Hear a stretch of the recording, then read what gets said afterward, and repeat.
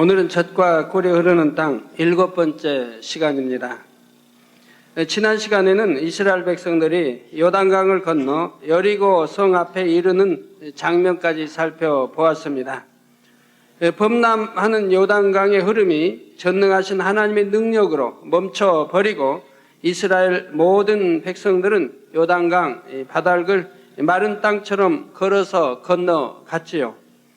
자신들과 함께 하시는 하나님의 역사를 체험함으로 이스라엘 백성들의 사기는 더욱 드높아졌고 반대로 가나안의 거민들은 두려움에 떨게 되었습니다. 그러나 가나안을 온전히 취하기 위해서는 아직도 더 많은 과정들을 겪어야 합니다. 다음 목표물인 여리고성은 범람하는 요단강보다 더욱 어려운 과제이지요. 여리고를 두른 두 겹의 성벽은 그 성벽 위로 마차가 지나다닐 정도로 두꺼우며 단단히 무장한 군사들이 방어하고 있습니다. 이스라엘 백성들의 힘만으로는 도무지 공략할 방법이 없는 상황입니다. 그러나 하나님께서는 이미 이 전쟁을 이스라엘의 승리로 이끌기로 결정하셨습니다. 여호수아 6장 2절에 보면 하나님께서 여호수아에게 보라, 내가 여리고와 그 왕과 용사들을 내 손에 붙였다 하셨고 승리할 수 있는 세세한 전략까지 말씀해 주셨지요. 지금부터 과연 하나님께서는 어떤 방법으로 이스라엘을 승리로 이끄셨는지 살펴볼 때에 이 말씀이 여러분 모두에게 온전한 생명과 능력이 되시기를 바랍니다. 그래서 하나님의 능력으로 모든 문제를 해결받으며 모든 영적인 싸움에 승리하여 영광 돌리는 삶을 살 수 있기를 주님의 이름으로 축원합니다. 사랑하는 성도 여러분, 여리고성은 이미 설명드린 것처럼 튼튼하고 더구나 이중으로 되어 있어서 공략하기가 심히 어려웠습니다. 오늘날이야 대포 같은 것으로 성벽을 폭파시키면 되지만 당시에는 화약도 아직 발명되지 않았던 때이죠. 그런데 우리 하나님께서는 전쟁의 방법을 친히 가르쳐 주셨습니다. 그 방법이란 엿새 동안 모든 군사들이 성 주위를 하루에 한 번씩 돌고 백성과 함께 돌고 7번째 날에는 7번을 도는 것입니다. 자, 그럼 합 몇 바퀴를 돌았습니까? 몇 바퀴? 13바퀴를 돌았습니다. 제가 전에 이제 부흥성에 다니면서 이제 물어봅니다. 여리고성을 몇 바퀴를 돌고 그리고 성이 무너졌느냐고 하면 참 이상하게도 다 7바퀴 돌고 무너졌다고 합니다. 총 7바퀴를 돌았다. 그래서 제가 숙제를 내주죠. 집에 가셔서 집에 가셔서 성경을 정독하여 다시 한번 읽어보시라고. 몇 바퀴 돌았나? 14바퀴를 제가 돌았다고 하면요 눈이 희둥그레지세요. 7바퀴 돌았다는 것만 들었는데 13바퀴라고 하니까 8바퀴도 아니고. 그래서 집에 가셔서 성독을 다시 한번 정독해 보시라고 제가 말씀을 드리죠. 자, 하루에 한 바퀴씩 엿새 동안 돌았으니 6바퀴 돌았죠. 그리고 7일째 가서는 아침 새벽 일찍부터 돕니다. 그래서 그날만은 7바퀴를 돌았으니 13바퀴를 돌았죠. 13바퀴에 무슨 좀 뜻이 있는 건 아닙니다. 하나님은 7일 동안 돌아라고 하는 완전수입니다. 7의 완전수. 우리 하나님 말씀에 정확히 그대로 순종해 오는 것이죠. 그리고 끝날 7일째는 7바퀴를 돌아서 그것도 완전수입니다. 시종, 우리 하나님 믿고 순종하는 완전수를 보이는 것이죠. 자, 7번째 날에는 7번을 도는 것입니다. 이때 맨 앞에는 제사장 7명이 양각 나팔, 곧 양의 뿔로 만든 나팔을 잡고, 항상 7이라는 숫자가 중요합니다, 성경에. 여러분 삶에도 마찬가지고요. 나아만 장군에게도 요단강에 7번 잠겨라 하죠. 완전수입니다. 완전히 순종할 때, 물은 이제 영적으로 보면 영생수를 말하죠. 그래서 완전히 순종할 때 하나님의 역사는 일어나는 겁니다. 여러분 하나님 말씀에 완전히 거하여 말씀대로 살아가면 모든 문제를 해결받을 수가 있는 겁니다. 그래서 제사장 7명이 양각 나팔, 곧 양의 뿔로 만든 나팔을 잡고 그 뒤에는 하나님의 언약궤를 맨 사람들이 따라가게 하셨습니다. 제7일째 날에 7번을 돈 후에는 제사장들이 나팔을 길게 울려 불고 그때 온 백성이 큰 소리로 외치라 하십니다. 큰 소리로 외치는 것도 중요하죠. 출애굽하기 전에 백성들이 하나님께 부르짖어 기도하니 하나님이 들으셨다고 했습니다. 선지자들도 신약의 제자들도 모두가 부르짖어 기도하는 장면들이 수없이 나옵니다. 또 제자들도 합심하여 한 목소리로 크게 부르짖는 장면이 나오고요. 우리 주님도 힘쓰고 해서 땀이 핏방울이대로 기도하시는 장면이 나오고 큰 소리로 나사라여 나오라. 또 운명하실 때도 큰 소리로 내 영혼을 받으옵소서. 스데반 집사도 큰 소리로 다 이렇게 항상 부르짖을 것을 하나님은 말씀합니다. 여기도 큰 소리로 외치라 하십니다. 큰 소리로 외치면 성벽이 그 소리를 들을까요? 그러나 우리 하나님은 말씀하시니 순종하면 됩니다. 자, 그러면 성벽이 무너져 내리리라는 것입니다. 사람의 생각으로는 도저히 불가능한 전술이지만 이스라엘은 조금 더 의심하지 않고 순종했으며 다음 날부터 여리고 사람들은 너무나 이상한 장면을 보게 되었습니다. 이스라엘 온 군대가 일어나 성벽 쪽으로 다가오므로 이제 공격을 시작하는 것으로 생각하여 잔뜩 긴장하고 맞서 싸울 준비를 합니다. 그런데 이스라엘 사람들은 하나님의 언약궤와 함께 성 주변을 한 바퀴 돌고 나서는 그냥 진으로 돌아가는 것입니다.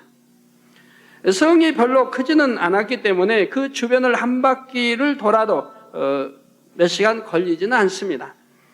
둘째 날도 역시 다 몰려와서 돌멩이 하나 던지지 않은 채 성을 한 바퀴 돌고 나면 그것으로 끝입니다. 셋째 날도 마찬가지였습니다. 넷째 날도, 다섯째 날도, 여섯째 날도 성을 돌기만 하고 돌아가 버렸습니다. 그러는 동안 여리고 성의 군사들은 무방비 상태로 주변을 돌고 있는 이스라엘을 향해 화살 하나 쏠 생각도 하지 못했습니다. 공격이 나왔다고 하면 상황은 또 달라질 수 있죠. 그러나 하나님이 이미 저들의 마음을 아십니다. 왜요? 홍해가 갈라진 소식 들었지요. 하나님이 함께 하셔서 그 많은 기사와 표적들의 소식을 듣고 저들의 간담이 녹았다 이 말. 오금이 저려 지금 꼼짝도 못하고 있어요. 그런데다 지금 또 요단강이 흐름이 멎는 걸 지켜보지 않았습니까? 그러니 더더구나 더 오금이 저리죠. 심장이 터질 것 같은 긴장감 속에 꼼짝 못하고 있는 겁니다. 그런데 전술이 또 묘해요. 배수진을 쳤어요. 요단강을 전부 건너와서 배수진, 전쟁의 배수진은 각오하고 싸우겠다는 겁니다. 배수진을 치게 했어요, 하나님. 그게 저들은 볼 때 배수진을 쳤지, 또 요단강이 하나님이 함께 하심으로 그 많은 하나님의 그 기사 표적 소식을 들었지. 근데 눈앞에 목도를 했지. 요단강 흐름이 멎는 거. 홍해 갈라지는 40년 전의 역사를 기억하고 있는데 이제 홍해가 아닌 이제 요단강 흐름이 멎는 걸 보았죠. 참으로 놀라운 일 아닙니까? 그러니 더욱 오금이 저리고 긴장하고 지금 꼼짝 못하고 있는데 저들은 전술이 또 이상해요. 배수진 친 데다가 지금 도는 거예요. 그것도 두려워 떨고 그런 게 없어요. 양강 나팔 들고 당당하게 외치며 돌고 있습니다. 그러니까 하루 지나면 더 오금이 오그러요. 이틀이 지나면 더 감히 공격할 엄두를 못 내는 거죠.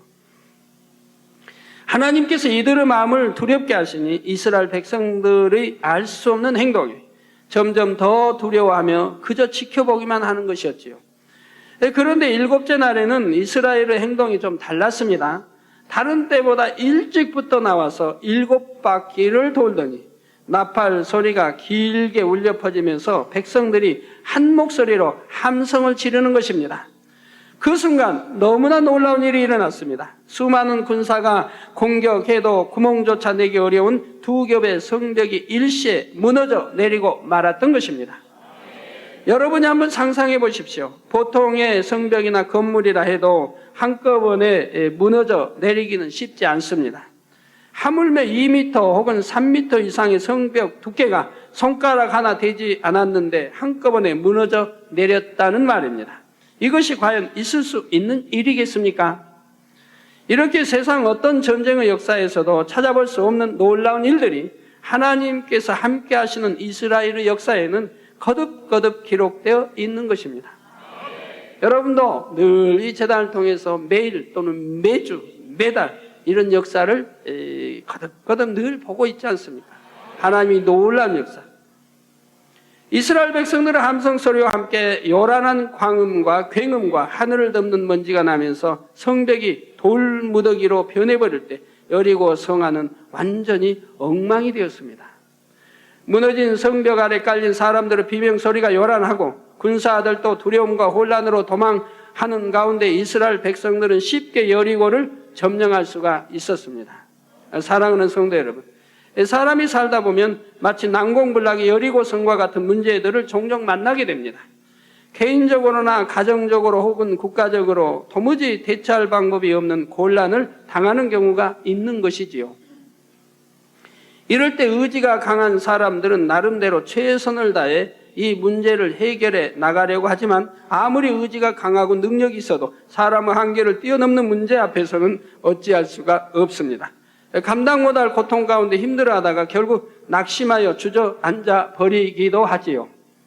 그러나 믿음 있는 하나님의 자녀들은 어떤 상황에서도 염려할 것이 없습니다. 사람의 방법으로 불가능한 일도 오직 하나님의 능력으로는 가능한 줄 믿기 때문입니다.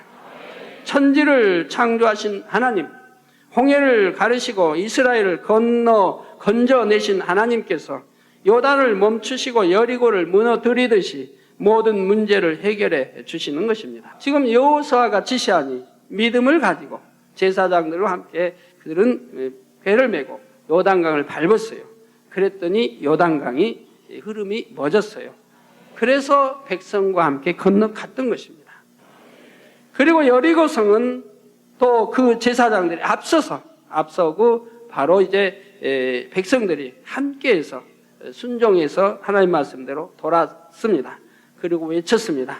그랬더니 와그르르 무너져 내리고 말았던 것입니다. 여리고성을 점령했죠.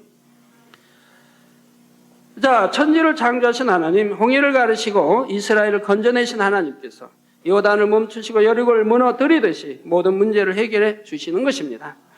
우리는 오직 하나님의 뜻이 어디 있는가 분별하여 담대히 믿음으로 행하면 되는 것이지요. 또 사람의 힘으로 할 수 있는 일이라 해도 하나님의 능력을 힘입으면 훨씬 수월하고 형통하게 이룰 수 있는 것이고요. 시편 20편 7절에 보면 혹은 병거 혹은 말을 의지하나 우리는 여호와 우리 하나님의 이름을 자랑하리로다 했습니다.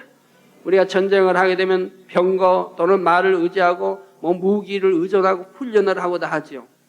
그러나 우리는 여호와 우리 하나님의 이름을 자랑하리로다. 세상 방법 동원하지 않냐고, 세상 지식 동원하지 않냐고, 오직 여호와 하나님 의존하고 믿음으로 행군해 나가면 우리 하나님이 앞서 싸워주시고 항상 승리로 이끌어 주시는 걸 여러분들은 보셨습니다. 사람을 의지할 때는 할 수 없습니다. 하나님을 의지할 때는 불가능도 가능으로 바꾸어지는 것입니다. 그래서 저는 지금까지 어느 누구 의존해 본 적이 없습니다. 이제 어떤 성도들이 가끔 그래요. 당회장님, 오늘 부유한 사람이 왔어요. 누가 왔어요? 이렇게 도와줄 거예요. 뭐 어떨 거예요? 또 당회장님 뭐 필요한 거 있으면 말씀하세요. 뭐 땅을 사줄까요? 기도처럼 어때요? 저는 한 번도 제가 그래 좋아요, 감사해요 해본 적 없어요. 그래요, 감사해요 해본 적이 없어요. 우리 사람 의존하는 게 아니에요. 부유한 사람 의존하는 게 아니에요. 명예 있고 권세 있는 사람 의존하는 게 아니에요. 오직 여호와 하나님만 의존해요. 하나님 믿고 하나님 기도하고 하나님께 나갈 때 하나님이 기뻐하시고 앞장서 주셔서 원수마귀 진을 깨뜨리고 승리하며 응답으로 역사했던 것을 봅니다. 나 사람 의존했을 때는 그 결과가 어렵게 되는 것을 보게 돼요. 왜? 사람은 마음에 변개함이 있고 약속을 지키지 않고 많은 것을 보게 되기 때문에 사람 의존했을 때는 큰 실망을 맛보게 된다 이 말입니다. 너무 그런 걸 많이 보게 되죠. 사람 의존하지 않았지만 그렇게 말해온 사람들이 나중에 보면 그 말이 지켜지지 않은 것을 10번이면 9번은 보게 됩니다.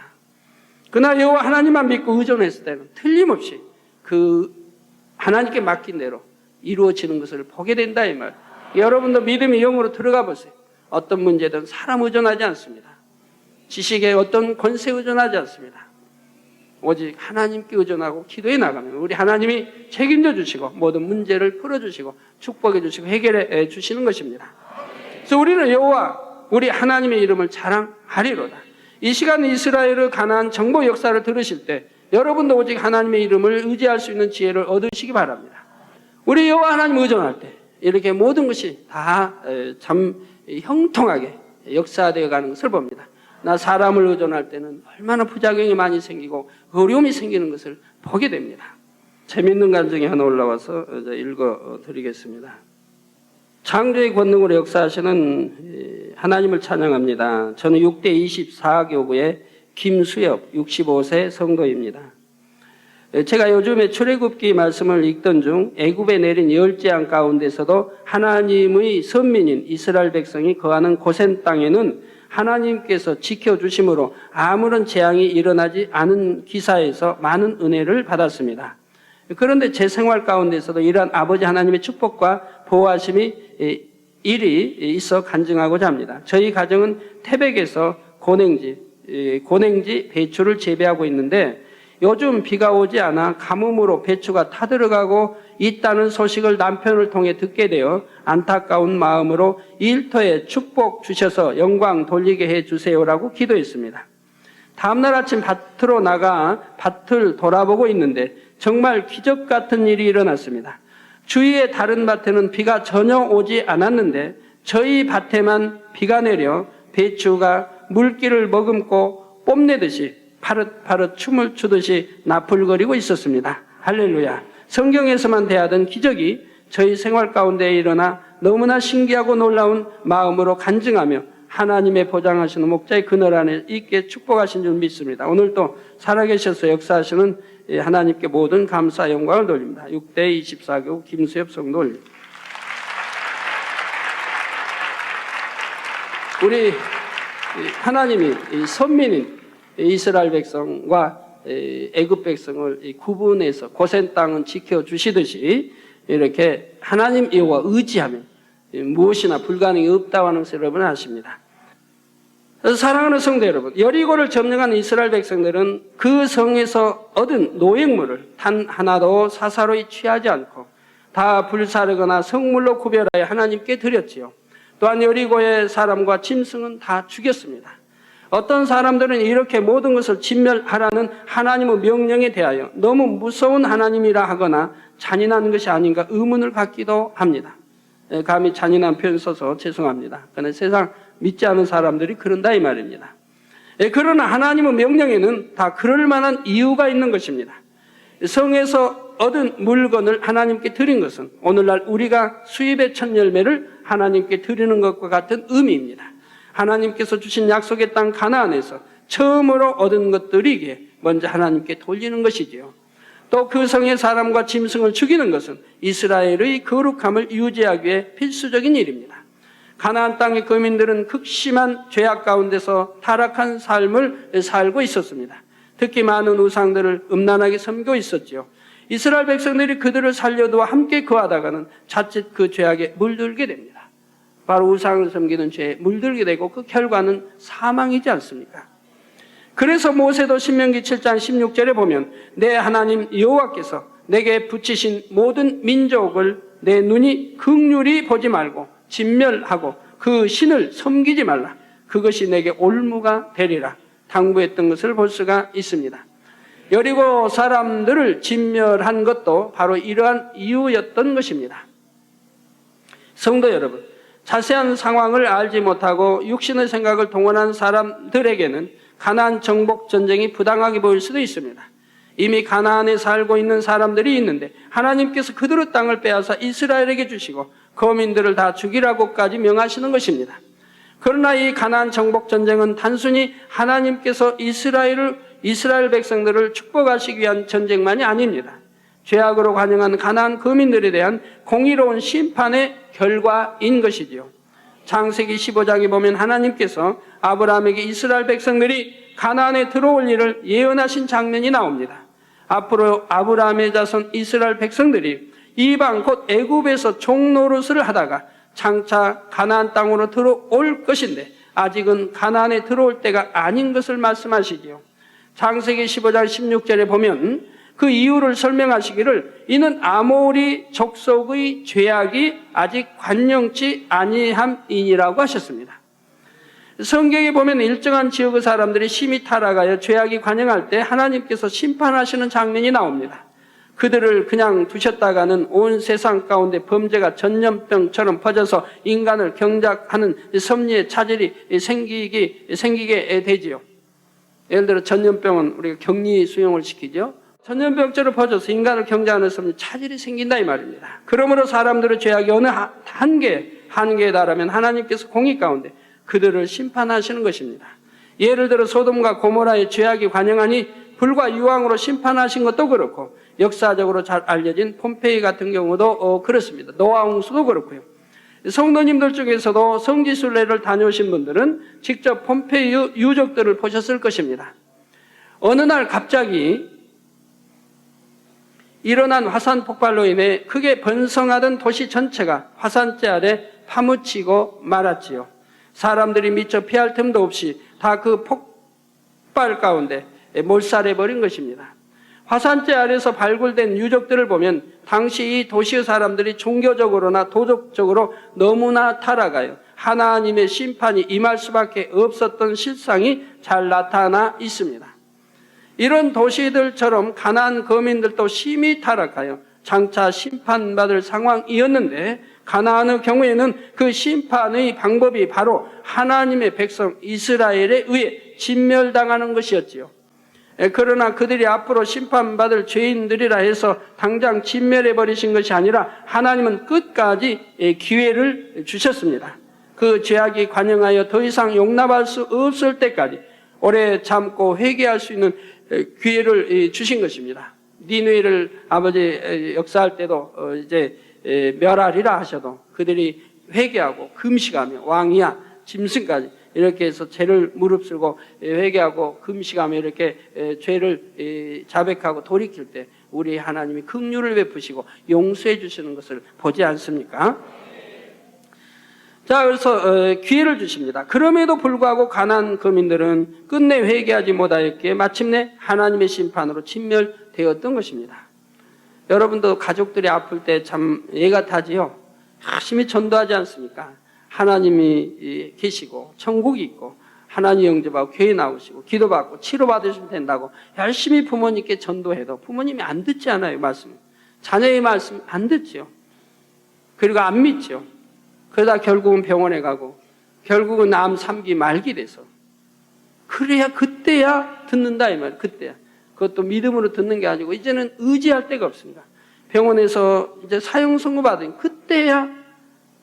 그때야 자녀의 말에 교회를 나오는 걸 봐요. 얼마나 안타까운 일이에요. 좀 일찍 들었더라면 사형선 내리기 전에 말기 되기 전에 자녀의 말을 듣고 하나님을 영접했더라면 교회에 나왔더라면 깨끗하게 치료받았을 것을. 그리 못한 걸 볼 때 여러분 자녀들도 얼마나 안타까워요. 물론 자녀들에게도 책임이 있습니다. 자녀들 말에 부모가 믿지 않는 불신한 믿지 않는 자녀들의 문제도 있는 것이죠.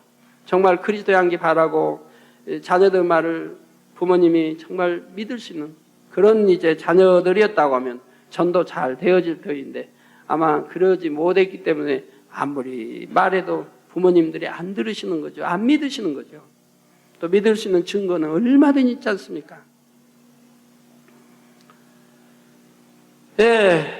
그래서 그럼에도 불구하고 가나안 거민들은 끝내 회개하지 못하였기에 마침내 하나님의 심판으로 진멸이 되었습니다. 성도 여러분, 이러한 심판 가운데서도 하나님께서는 마음이 선하고 하나님을 경외하는 백성만은 구별하여 하나님의 자비와 은총 가운데 거하게 하시는 것을 볼 수가 있습니다.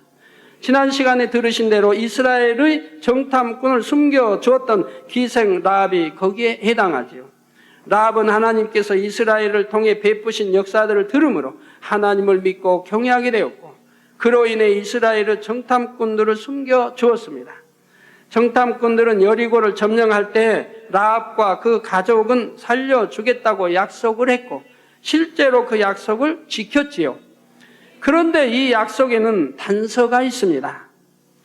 라합은 정탐꾼들을 창문으로 탈출시킬 때 붉은 줄을 사용했는데 이 붉은 줄을 창문에 메어 두어야 한다는 것이었습니다.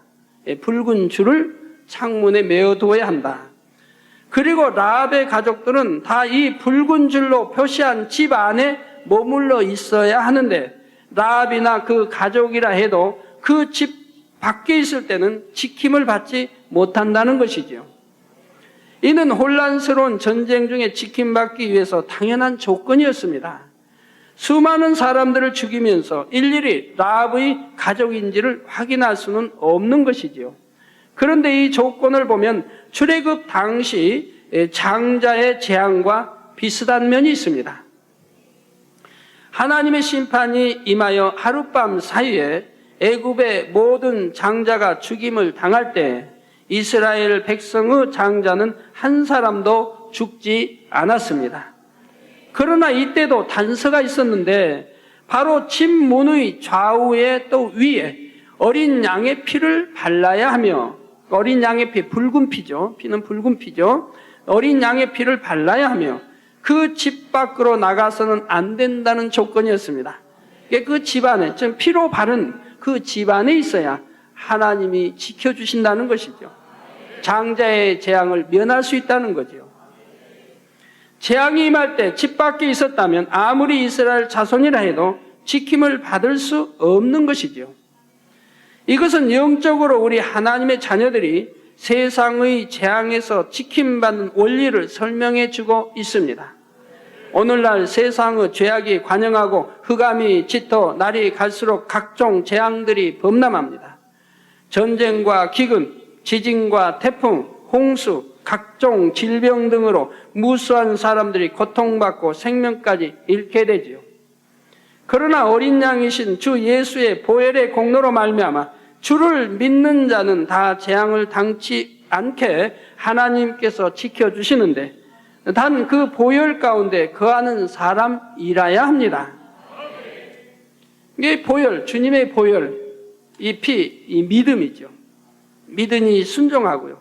그 믿으니 순종. 그래서 주 안에서, 진리 안에서, 하나님 말씀 안에 거하게 되면 이 보혈의 피 안에 또 이 말씀 안에 거하게 되면 이 보혈의 피를 믿음으로 순종이 따라 바로 진리 말씀, 하나님 안에 거하게 되면 지킴을 받는다는 것입니다.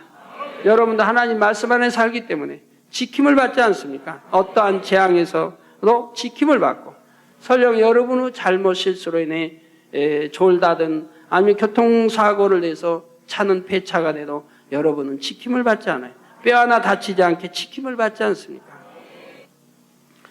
우리 주 안에만 가면 만사형통인데 주 안에만 가면 왜 믿음 못 내보이시는지요? 여러분이 안식일만 잘 지켜도 하나님이 항상 지켜주시는데 즉 주 안에 계십니다. 이 보혈의 피로 주 안에 계십니다. 언제나 11조마에도 축복이 많은데 심은 대로 거두니까요. 하나님이 창고에 차고 넘치게 주시겠다고 말라기 약속했으니까요. 그런데도 믿음 못 내보이니. 자, 이스라엘 백성들이 문 주변에 피를 바르고 그 문을 나가지 않으며 라합의 가족이 창문에 붉은 줄로 표시한 집 밖으로 나가지 않은 것처럼 죄악된 세상과 짝하지 않아야 지킴받을 수 있는 것이지요. 요한일서 3장 24절에 그의 계명들을 지키는 자는 주 안에 거하고 주는 저 안에 거하시나니 우리에게 주신 성령으로 말미암아 그가 우리 안에 거하시는 줄을 우리가 아느니라 했죠. 이렇게 주 안에 거하면 보혈의 피 안에 또 주 안에 거하면 주님이 내 안에, 내가 주 안에, 즉 주님이 내 안에 함께 하시니 무슨 재앙이 임하겠습니까? 우리 주님이 나와 함께 하시는데 무슨 재앙이 임하겠느냐 이 말이에요. 항상 지킴을 받을 수가 있는 거죠. 그래서 여러분들이 그렇게 주 안에 거하기 때문에 1년 또는 10년 항상 지킴을 받지 않습니까? 예, 아무리 입술로 주여 믿습니다 해도 계명을 지키지 않고 주님 안에 거하지 않으면 하나님께서도 지켜주실 수 없다는 사실입니다. 오늘날 주 예수를 믿는다 하면서도 수많은 사람들이 각종 재앙과 시험 환난 속에서 고통받는 것이 바로 이 사실을 알지 못하기 때문이지요. 사랑하는 만민의 성도님들은 인터넷을 통해 이 예배에 참석한 전 세계 하나님의 자녀들, 안식일을 온전히 지키고 11조를 도적질하지 않으며 하나님의 계명을 지키고자 노력하시지요. 자, 사랑하는 만민의 성도님들, 항상 우리 하나님 말씀 빛 가운데 거하는 여러분들이 되시기를 바랍니다. 그런 여러분에게 하나님께서도 지켜주심으로 어떠한 재앙도 당치 않는 것입니다. 혹시 말씀을 들으시는 여러분 중에 어떤 시험 환난이나 재앙으로 고통받는 분이 계시다면 이제부터라도 하나님의 말씀대로 지켜 행하시기 바랍니다. 그래서 우리를 위해 피 흘리신 어린 양 주 예수 그리스도로 말미암아 항상 지킴받는 여러분이 되시기를 주님의 이름으로 부탁드립니다. 사랑하는 성도 여러분, 여리고성의 정복과 관련하여 우리는 또 하나의 놀라운 사건을 볼 수가 있습니다. 하나님의 명령대로 죄악이 관영한 여리고성을 무너뜨린 여호수아는 다시는 여리고가 건축되지 못할 것을 맹세하여 말합니다. 여호수아 6장 26절에 이 여리고성을 누구든지 일어나서 건축하는 자는 여호와 앞에서 저주를 받을 것이라. 그 기초를 쌓을 때 장자를 이룰 것이요 문을 세울 때 계자를 이루리라 했지요. 기초를 쌓을 때 장자를 잃고 문을 세울 때 계자를 잃는다는 것이죠. 그대로 죄악에 대한 하나님의 심판이 얼마나 지엄한 것을 알 수가 있습니다. 그런데 이 여호수아의 말이 하나님 앞에 얼마나 확실하게 보장되었는지 약 500년 후 아합 왕 시대의 일을 기록한 열왕기상 16장 34절에 잘 나와 있습니다. 그 시대에 베델 사람 히엘이 여리고를 건축하였는데 저가 그 터를 쌓을 때 맏아들 아비람을 잃었고 그 문을 세울 때 말제 아들 수굽을 잃었으니 여호와께서 눈의 아들 여호수아로 하신 말씀과 같이 되었더라 했던 것입니다. 하나님이 함께 하시는 주의 종의 말은 이렇게 보장해 주신다고 하는 사실입니다. 그래서 500년이 지났어도 보장을 받았습니다. 왜 500년이 걸렸습니까? 그때 여리고성을 이제 건축하려 했기 때문에 그랬죠. 만약 100년 후에 했더라면 100년 후에 그 말이 임했을 것이고 바로 10년 후에 여리고성을 건축하려 했다면 그 말이 바로 10년 후에 보장받았을 것이라 이 말입니다. 여리고성 점령 후로 약 500여 년이 지났는데도 하나님 앞에서 보장받는 여호수아의 말은 그대로 이루어진 것이지요. 사람은 세월이 지나면 잊어버릴 수도 있고 기억이 희미해질 수도 있지만 하나님은 한 번 기억하신 일을 결코 잊지 않으시며 또한 그 선지자의 말을 그의 하나님이 함께 하시는 사랑받는 종의 말을 반드시 보장해 주신다는 이 사실입니다. 세월이 오래 흘렀다 해서 잊어버리신 하나님이 아니시라 이 말입니다. 성도 여러분, 여리고를 점령한 이스라엘 백성들은 이제 다음 목표물인 아이성을 향해 진군합니다. 여호수아의 명령에 따라 아이성을 정탐하고 온 정탐꾼은 이렇게 건의합니다. 백성을 다 올라가게 말고 2-3천 명만 올라가서 아이를 치게 하소서. 그들은 소순이 모든 백성을 그리로 보내어 수고롭게 마소서 합니다. 금성철벽 여리고도 수월하게 점령했는데 그보다 작은 아이성 정도는 문제없다는 말입니다. 그러나 이때 이스라엘 백성들이 망각한 사실이 있지요. 여리고의 싸움을 승리한 것은 이스라엘의 능력이 뛰어나서가 아니라 하나님께서 함께 하셨기 때문이라는 사실입니다. 우리는 크고 작은 모든 일을 범사에 하나님을 인정해야 하는 것입니다. 이러한 사실을 기억했다면 아이성을 공격할 때도 그저 눈에 보이는 대로 사람의 생각에 맞춰 공격할 것이 아니라 먼저 하나님의 뜻을 분별해 보았어야 할 것입니다. 다윗은 늘 적은 일이든 큰 일이든 꼭 하나님께 여쭙고 기도하여 응답 하나님이 하라는 대로 하는 것을 볼 수가 있지 않았습니까? 자, 물론 심히 어려운 문제라면 이스라엘 백성들도 하나님께 먼저 간구했겠지만 조그만 아이성은 자신들의 힘으로도 충분히 점령이 가능할 것처럼 보였죠. 그러나 3,000명이 올라가 아이성을 공격한 결과 이스라엘 백성은 처참한 패배를 당하고 말았습니다. 아이성 사람들에게 쫓겨 도망했을 뿐 아니라 이스라엘 백성 중에서는 36명가량이 전사하고 말았던 것입니다. 참으로 난감한 일입니다. 분명 하나님께서 우리와 함께 하신다 생각하고 반드시 승리할 줄 확신했는데 조그만 아이성 하나 점령하지 못하고 사상자만 생겼으니 어찌하면 좋겠습니까? 여리고성 무너뜨린 것도 그냥 했습니까?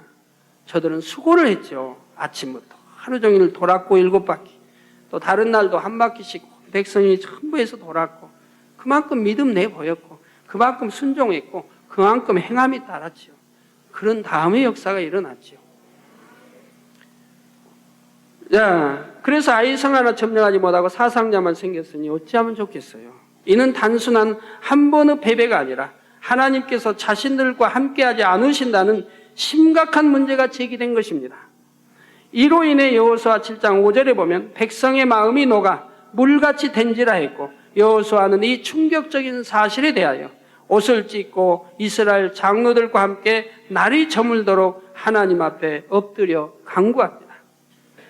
자, 그래서 날이 저물도록 하나님 앞에 이제 엎드려 여호수아는 간구합니다. 이때 하나님께서는 무엇을 하셨을까요? 과연 무엇이 잘못되었기에 여리고를 정복한 하나님의 백성이 작은 아이성 거민들에게 참패하고 말았던 것일까요? 그 자세한 내용에 대해서는 다음 시간에 상세하게 살펴보도록 하겠습니다. 결론을 말씀드립니다. 사랑하는 성도 여러분, 잠언서 21장 31절에 보면 싸울 날을 위하여 마병을 예비하거니와 이김은 여호와께 있느니라 했습니다. 우리가 물론 준비는 해야 됩니다. 믿음으로 준비는 해야 되지만 결과는 다 승패는 하나님께 있는 것이고, 그래서 우리가 하나님께 믿음으로 맡겨 드려야 하는 것입니다. 그래서 전쟁을 위해 사람들이 여러 가지 준비를 하지만 결국 승패는 하나님께 달려 있다는 말이죠. 전능하신 하나님께서 함께 하시면 철옹성과 같은 여리고라도 순간에 점령할 수 있지만, 하나님께서 함께하지 않으시니 조그만 아이성 하나도 정복하지 못합니다. 자, 이제 조그만 아이성 하나 정복하지 못하고요. 이는 과거 이스라엘의 역사에서만 그런 것이 아니라 오늘날 우리의 범사에 적용되는 원리입니다. 아무리 어려운 문제가 있다 할지라도 하나님은 무엇이나 가능케 하신다는 사실입니다. 지금 여러분이 해결해야 할 문제는 무엇입니까? 여러분이 이루어야 할 목표는 무엇입니까? 오직 하나님께 맡기고 그 능력을 힘입을 수 있기 바랍니다. 또한 여러분의 생각과 방법을 앞세우기보다는 항상 성령의 밝은 음성과 주관의 귀 기울임으로 하나님의 뜻이 어디에 있는가 분별하시기 바랍니다. 그리고 하나님의 뜻대로 순종하기만 하면 두꺼운 성벽이 순간에 무너져 내리듯 여러분의 문제는 해결될 것이요, 여러분의 마음의 소원은 이루어질 것입니다. 개인적인 분야는 물론이요, 교회적으로도 마찬가지입니다. 하나님의 섭리하신 바를 이뤄내기 위해 앞서가는 일꾼들이 큰 흐름을 잡아나갈 때나, 여러분 각자가 감당할 일의 방향을 잡을 때나 항상 성령의 음성을 들어 순종해 나가면 결과는 하나님께서 책임지시는 것이지요. 그러므로 사랑하는 성도님들은 범사에 먼저 하나님의 뜻을 알고 순종하시기 바랍니다. 아직도 일꾼 중에 성령 음성 못 듣는 분들은 전에 성령 음성 듣는 법에서 여러 달에 걸쳐 설교한 게 있죠. 그걸 다시 상고하시고 들으세요. 들어서 어떻게 성령의 음성을 들을 수 있는가를 아셔서 신속하게 성령의 음성을 들을 수 있는 여러분들이 되시길 바라요. 자, 그래서 전능하신 하나님께서 친히 여러분의 영적인 싸움을 주관하시고 천국 새 예루살렘에 이르는 그날까지 항상 승리하게 하시기를 주님의 이름으로 축원합니다.